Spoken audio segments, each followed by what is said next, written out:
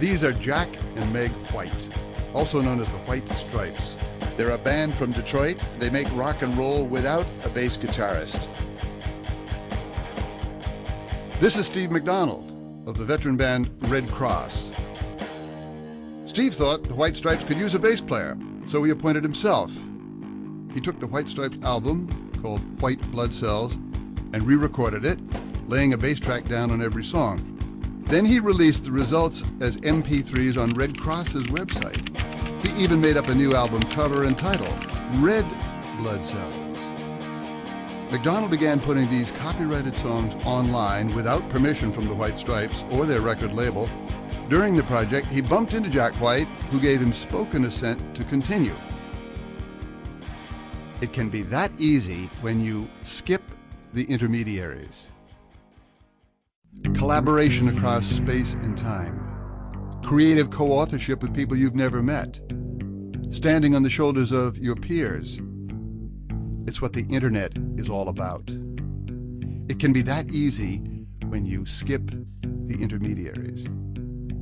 But couldn't it be easier still? Not many of us are liable just to bump into Jack White and get the green light. And he's not going to let just anyone play the bass over his songs in any case. But what about other artists who might want you or me to play along? Shouldn't we be able to, if they don't mind? Enter one of the Internet's most famous citizens. A face familiar the world over, a public identity rivaled only by a handful of corporate giants and global superstars, the Big Copyright C. Everyone knows what Big C stands for. Big C means all rights reserved. Big C means ask permission. Big C protects copyright owners and notifies the rest of us of their ownership. Time was when you had to put Big C on anything you wanted to copyright, or else it entered the public domain, the commons of information where nothing is owned and all is permitted. You had to put the world on notice to warn them. That was Big C's job, and it was a useful one. What changed? The law. By the late 1980s, U.S. law had changed so that works become copyrighted automatically the moment they're made. The moment you hit save on that research paper, the second the shutter snaps closed, the instant you lift your pen from that cocktail napkin doodle, your creation is copyrighted, whether Big C makes a cameo or not. So suddenly, there's no quick way of knowing whether something's owned or not. The new rules may be clear about how you get to own a work. You don't have to do anything, but they say nothing at all about how you should go about announcing that you want to allow certain uses of your work. So what? Well, if you're a digital filmmaker whose every frame must be cleared by an army of lawyers before making the cut, or if you're in a band whose label won't let you put a song on a file-sharing network, or if you're a professor trying to put together online course materials, or if you're a DJ chasing down permission to use every snippet of song in your sonic collage, if you're one of these people, then you know, so what? We interrupt this brainstorm to call the lawyers. You drop what you're doing and call all the lawyers. You ask for permission, even to use a work whose author doesn't mind if you use it, because you have no idea what the author's intent is. You ask for permission, even to share some of your rights. Or you venture forward unsure what your risks and rights are exactly.